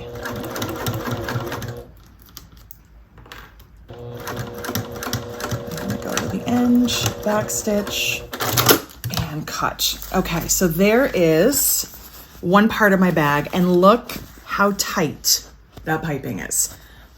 I don't even see a single stitch. Everything I see is just the piping. Now keep in mind, as you're beginning, when you're brand new, it might not be as tight. It could be the foot. It could be you kind of learning as you're, a beginner to piping. Don't stress too much about it if there's a little bit of the flange kind of showing. But also remember this, we are our own worst critics. We're sitting real close to this, and it's easy for me to pull this back and say, see, I can see the stitching. When you look at it in the finished bag, how does it look? That's really the real judge. It's not about pulling it back and trying to see. Don't look for a mistake, I guess is kind of what I'm saying here. So there is half one.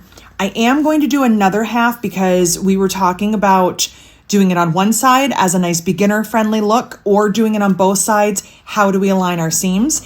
So I'm going to do that, and then we'll talk about top stitching on here. So I'm just going to grab the other two pieces, which I have right here. I prepped another set. I'm going to do the same exact thing.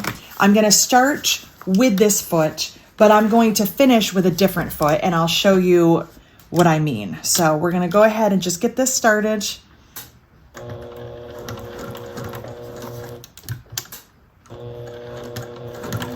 There we go.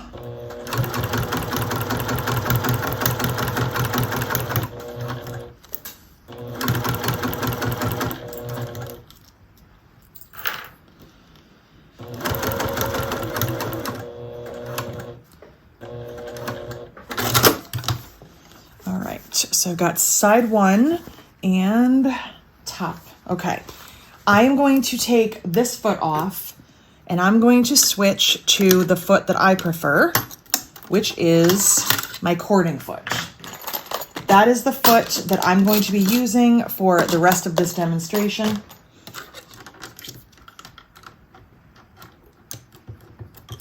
I'm going to go ahead and put that on. If this looks awkward, it's not the machine. It's literally because there is a tripod under my arm while I'm trying to do this. So just so you know. So when I was sewing with this foot, the piping foot, I was using the right hand piping foot. So my needle was on the right hand side because I want my piping on the left.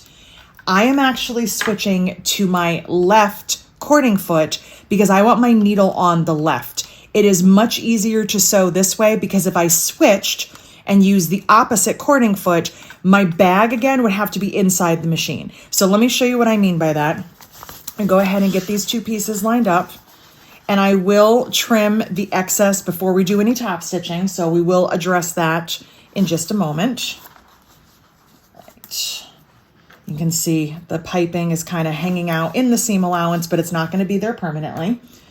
So again, instead of sewing on this side, I'm going to sew it on this side. And one of the other reasons I'm doing that, I know that I cut this rust color and this root cork. I know I cut them the same width, but because this now has extra thickness, when I try to put this on, it doesn't feel like it fits. It's just because the piping is in the middle. So now what I'm going to do is I'm going to start down on my end here, and I am going to line up on my machine at my 1/4 of an inch mark because I know that I want a 1/4 of an inch seam. So I'm lining up the edge of my cork right there. All right. And then see how much easier it goes through. I just really, truly like the cording foot so much better. So I'm going to keep going here. And once I get down here, I can feel, and what I do a lot is I kind of feel with my finger where the edge of the piping is, but I also now have a line of stitching that I can follow because this foot doesn't have the channel. So it's not sitting on anything. I am in full control of where that goes. So I can move that closer, which I'm going to be real careful not to because I don't want to nick the plastic piping and break a needle, or I can accidentally move it further away and have my seam allowance be off. But now I can follow right along where I already stitched. Take that last clip out.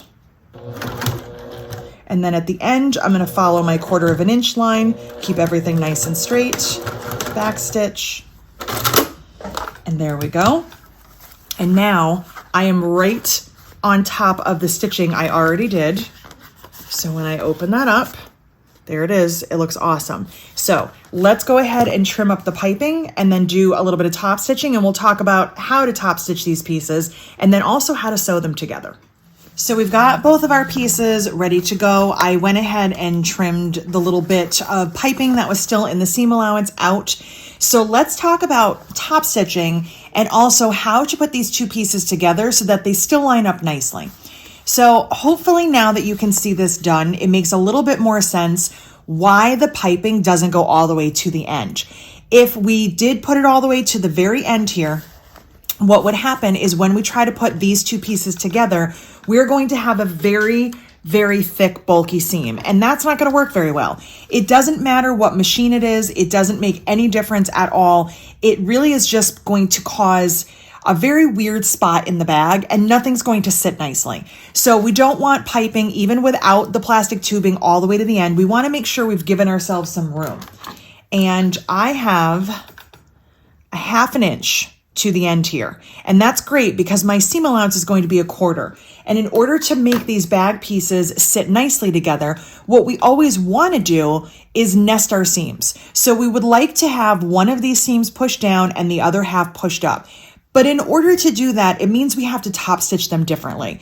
Can you? Absolutely. You could top stitch this one on the bottom and the other one on the top, and then your seams would go in opposite directions. You could do that.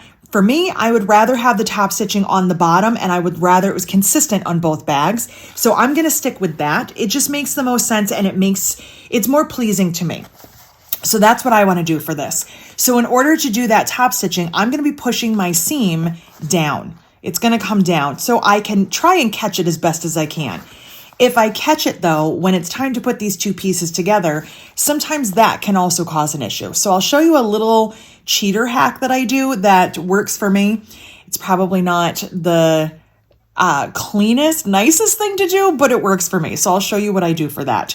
The other thing that you can do if it's more comfortable is you can just top stitch from the end of the piping to the other end of the piping. You don't have to go all the way to the end. It's totally fine if that works better for you. And sometimes on certain bags, we do it that way anyhow because they have usually a zipper with tabs. So there's totally no issue in doing that. Do whatever feels right to you. I am going to stitch all the way across. I'm going to do top stitching across the entire bottom. I'm going to use my cording foot because it's going to get me the closest to the piping here. Can you also see here, I'm just noticing, and I wanted to point it out so you can see, right here, there's a little bit of the stitching showing through from where I had trimmed out some of the tubing, and this end might have shifted a little bit. Do I see it when I hold it up? No, I don't. Do I see it when I pull it back when I'm showing you? Yes. If it bothers me, I can take that little bit of thread out. But honestly, it's more about how the bag looks when it's finished than worrying about that little part because we can all nitpick and we don't need to. The other thing I wanted to show you is that it doesn't matter which way you push your seam when it comes to the top stitching because this is how it looks down and that's how it looks up. You can see the piping moving because my finger's behind it, but it's really not going to make a difference on the outside when it's all done. You will not notice which direction your seams are pushed. So I'm going to go ahead and push my seam down. I'm going to try and catch my seam and get nice and close in here. It's not going to be my normal 1/8 inch because it's just hard to kind of work that and eyeball that with this foot. Also, and I will only say this one more time, whoops, I just cut that with my foot. I am sitting at a super awkward angle because of the tripod. So if I look like I am struggling, I'm not. It's just because I'm sitting very strangely. So, okay, we'll get that going. We got to get into the bulk now that we're in it. There we go. All right. I'm going to need a neck massage when this day is over because I am sitting very, very awkwardly, but I'm doing it for you because I want you to see everything up close. So I hope you appreciate this video. Okay. Will this be my best top stitching? Probably not. Will I let it go? Absolutely. All right. There we go. Do a little back stitching. Let's see how that looks. Oh, it looks pretty good. I'm happy. This could totally be a bag and I would be fine with it. So there it is on the back. I caught my seam. So my seam is nice and flat. Everything is tight. I want to do the same thing on this piece because I want them to match. All right, and we're going to do seam towards the bottom, bottom on the inside of the machine.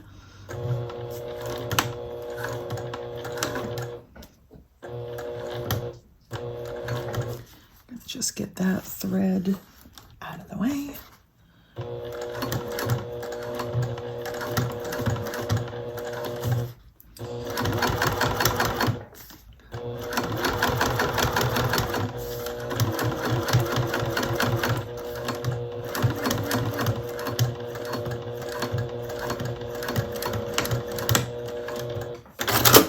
So, as I had mentioned when we were putting the top and the bottom together, basically, once you start on the piping on a bag, especially when it's in your main seams, when it comes time to assemble, you're kind of stuck using your cording or your piping foot to do your assembly because, again, you're going to be going over the piping. And that applies to the bags that have the curves, any of the bags that we're going to do in the next part.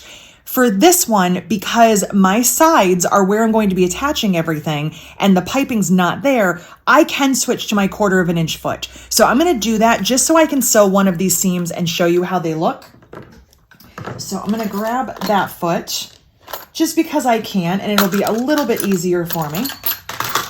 I don't always have that option, again, because most of the bags that I add piping to have curves, but this one is straight, so I can. All right, so I'm just gonna tighten my foot. And now I'm going to sew the two halves together. Now, I am not planning an actual bag. I don't have corners cut, handles, etc., any of that. This is really just for demonstration purposes. So what I would do is just still align it. I'll pretend like it is a bag. I'm going to line my top and align the bottom, pretend there are corners cut, or maybe it's a flat bag, who knows. Now right here, this is where I would want to nest my seams, but I can't because I sewed them both down. So piping or not, here's a little thing that I do, and I am not saying that it is right, don't worry about that. But I'm just telling you, this is a little thing that I do. Just down on the end here, I snip this seam allowance, just like that. I make a little snip because then, and I didn't go all the way to the seam, I only went to the top stitching. I can kind of, see how I can bend that up? It's going to help me reduce bulk, but it also helps to get things lined up. Technically, should I have done that? Probably not. Am I going to continue doing it? Probably. So I'm just going to sew this seam so we can see. So let me get in here. And again, this is why we never want our piping going all the way to the edge, because we need to have room to get our foot down there. We've got a wider foot now, and we need to have room to line up all of our seams. Might be a little awkward here because the foot might be really close to where I need to sew. So we're just going to go extra slow. And if we have to go in and fix a few stitches, not a big deal. All right. Oh, we're doing good. I have just enough clearance. Okay. There we go.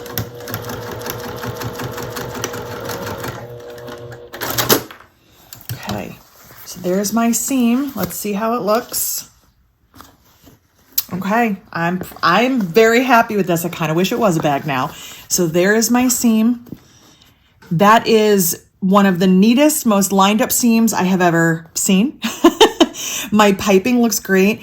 It's going right off the edge and right off the edge, so we don't have that bulk there, but it looks really good. And so now I would also sew my other side and finish up my bag. And I have a nice little bag that has piping on the straight edges. So that was piping for this one. Let's look at piping on some of the curved pieces. Most of them are going to be the same, but we can also talk about how we would assemble them. So let's go ahead and grab one of those next.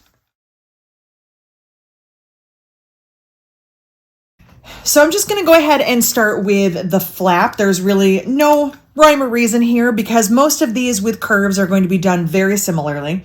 So I've got my flap all ready to go. We've gotten that clipped in place, all good with the tape. So to begin, I'm just going to do what I had done before with my other foot. And again, the reason that I am leaning more towards using this foot rather than this foot, and I'll show you when we get to the curve here and we're going around the curve, I find that this one kind of gives me a little bit more freedom and flexibility than this foot. And let me get down to the curve and hopefully I can explain that a little bit better. So I'm just going again, nice and tight against that edge. I always like to baste where I'm going to sew in the end. I want to baste it close to the piping. So I'm going to take these clips out because those clips, I don't really need them. I have the tape and I'm scooting my piping nice and tight to the foot. So as I get to this curve here, can you see where the end of my foot, kind of the toe of the foot is? You see how it's going straight, but my bag has a curve? When I do that with the piping foot that has the channel, it's following along. And when it gets to here, sometimes I have a hard time turning the corner. It could totally be me. A lot of times it is, but I've just found that I have been more comfortable and had better success in using this foot. I feel like I have more freedom. So that's the reason why I have actually stopped using the piping foot as much. On straight seams, it's great, and for other areas, but I really like this one, and I really like the assembly part with this foot. As we go along, the more that we have, or the seams that we have added piping to, we have to use this same foot in order to finish those seams because we can't just throw in our 1/4 inch foot. Now, something happened here because I was talking and I shifted a little bit away from the corner, and I don't want to do that. This one is fine. This one shifted. So I'm just going to take a couple of stitches out and I'm just going to adjust it because I can do that now. Once I start adding other pieces and I can't see it, again, that's why I like to stitch here. So it just shifted because the clips were there and I just don't think the tape was fully stuck down. So there we go. That is much better because I don't want to have an ugly corner. I want everything to look nice and smooth. So there we go. And I'm just going right off the edge here. This doesn't matter as much because it's just basting. Now that I have that done and it's time to add this piece, here is again what I like to do, a little trick to make sure that I get a clean 1/4 inch. Now on a flap, is it that crucial? Not really. The flap is not really meeting up with anything else, so it's not a big deal. But on some of the other pieces, if I'm adding them to the bag where there's a gusset, it matters that I have a nice clean 1/4 inch seam because I want to make sure that when I finish the inside and the outside of a bag, that they line up nicely. So what I'm going to do here is I'm just going to give myself a little guideline because the foot is going to be guided by the piping as we get further in, but up at the top, there's nothing. So I mark my 1/4 inch seam so that I make sure I start and end with a nice solid 1/4 inch. And then I can follow my stitching for the rest of it. So I'm going to place those right sides together. I am going to trim. I'll trim first that little bit. On the straight pieces, I did it after I sewed. On these, I'm doing it before because it really doesn't matter. So just add some clips so nothing is moving around. Go ahead and trim. There we go.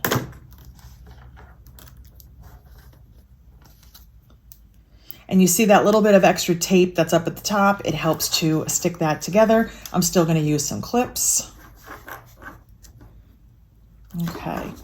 And it kind of feels like it's not fitting together great. And it's, again, because there's extra bulk in there. So now I'm just going to do a full seam. And I've got my seam marked on the opposite side. So I'm going to flip that over. There we go. There is my seam allowance. So I'm going to start. This time, since I'm sewing on the opposite side, I don't have any stitches to reference, but that's okay. This is now where I'm going to use my fingers and my other senses to kind of feel where the piping is. So I'm just kind of putting my fingernail here, and I can also feel with the foot and the needle, I can feel that the needle is going in smoothly. It's not struggling because it's grabbing plastic piping. And that's what we want to be really careful of. So I am kind of pushing gently over and feeling with this finger. So I just kind of work my way like this.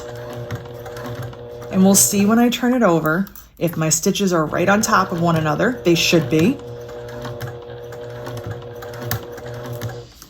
So I wanted to show you both ways so you can kind of see. Now when it comes to the corner, again, I'm just gonna go slow.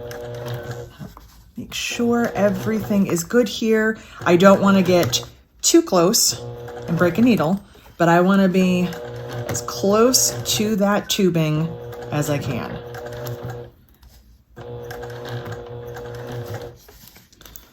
And I'm sewing really slowly because I'm taking my time. It's not always a race. This is also a great time to use a stiletto if you have one. I just tend to use my fingernails, but if you have a stiletto, it's very helpful to kind of get in here and adjust things and to kind of feel along the edge of the piping. And so now, as I'm getting off of the piping, now I just want to follow that line that I made for myself. And there we go.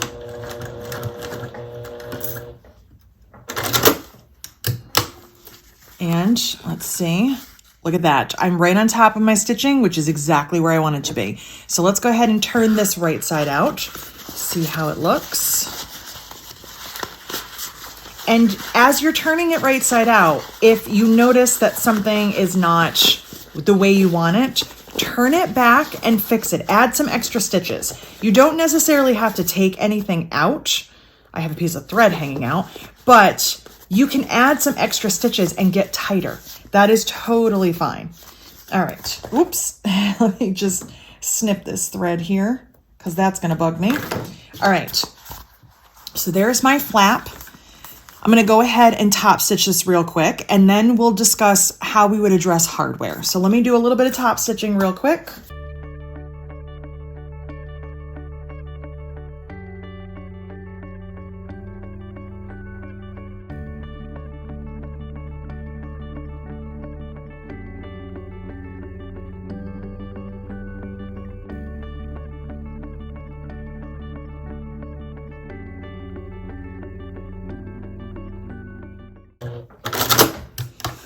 All right, so I top stitched. There's a couple areas that aren't great.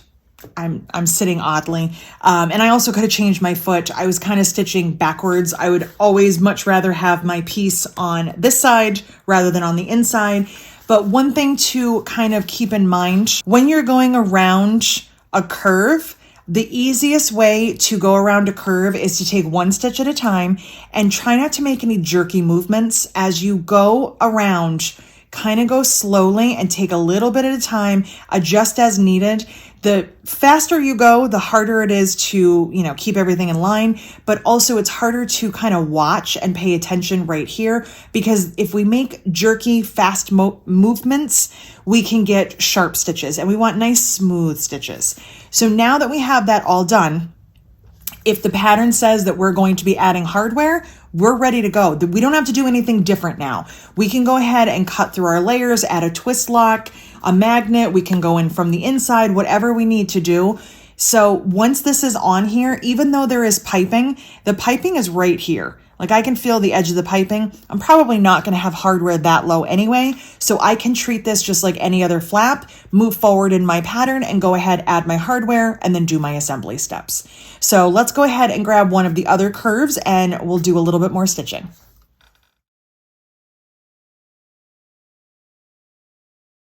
So since there really wasn't much to say about this one, I just went ahead and did my basting stitch on my dart piece. So this is going to be just like the flat piece that we finished, except this is the one that has darts. So it was a little bit awkward at times kind of putting our piece on, but we got it. We got our piping in place. So when it comes time to adding the next piece, which I did not cut a second demo for this one, I apologize. I just didn't want to waste too much of the cork trying to get all these samples done. It is a lot of work. So once I got this piece all ready, I would essentially have another piece just like this without piping that would also have the darts stitched in place. They would be stitched like this. And when it came time to assemble, what I would normally do without piping is I would push the darts so that they nested. One would go to the left and one would go to the right. Well, when it comes to the piping, I ended up having to tack it down because it had to go somewhere.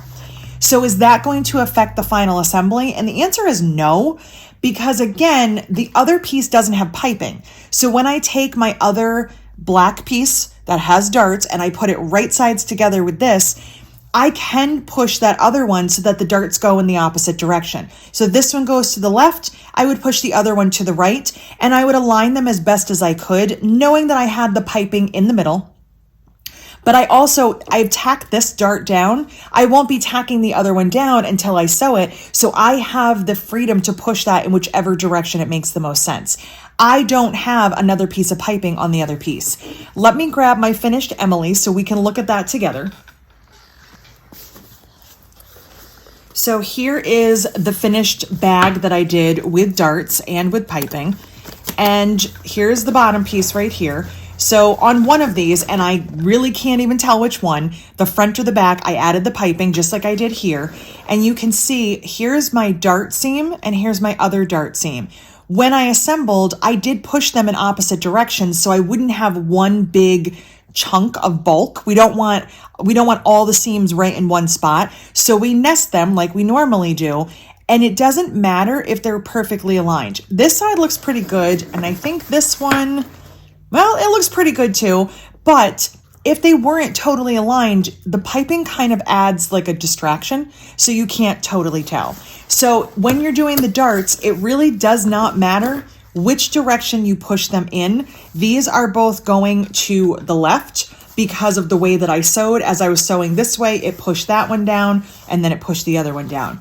So with the darts, didn't really make much of a difference. Here's how that bag would be starting to look. I think it looks really cute. I would have my other piece and then I would just have that little bit of the piping showing through. So didn't really have to do too much different there.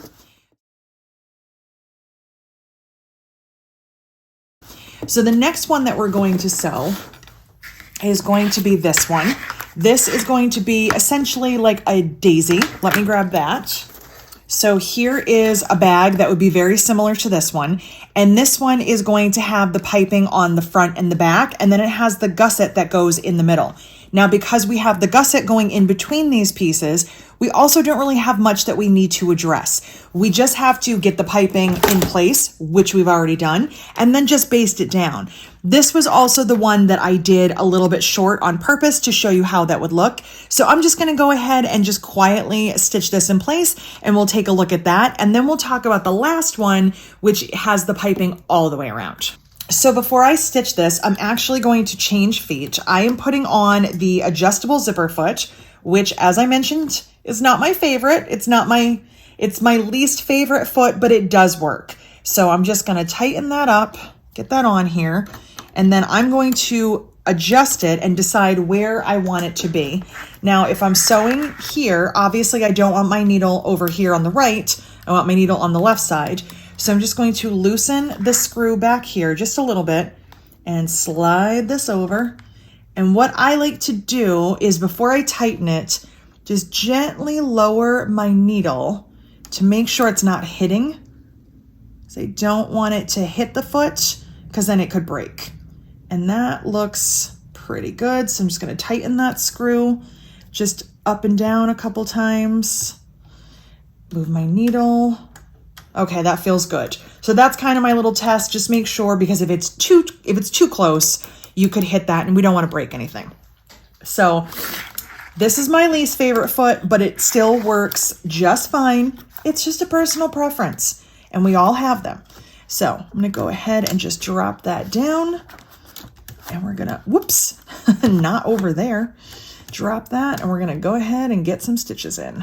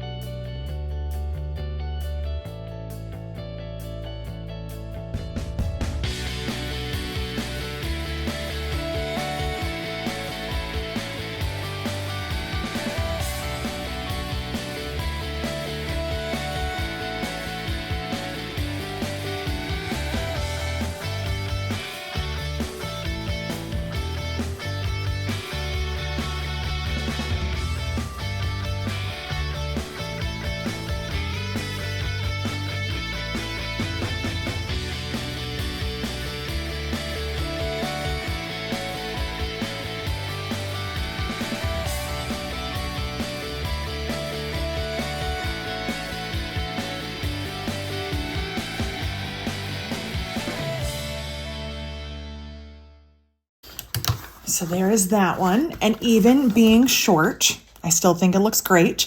And the foot is not bad. I'm just a spoiled brat and I like what I like. So there is my piping with that foot. So now I would do the same thing to the opposite side of the bag. So if this was the front, I would do it to the back. In this case, we would need to put 2 pieces of piping on rather than like the flap or the dart where we have 1 piece of piping because it's being sandwiched. This is going to be piping on the front, piping on the back, and then we have our gusset in the middle. I did not cut a gusset for that, but we would basically be assembling it the same way we have been. The gusset would be right sides together and we would be stitching all the way around. Mark that 1/4 of an inch seam if it helps you to give you a place to start and stop.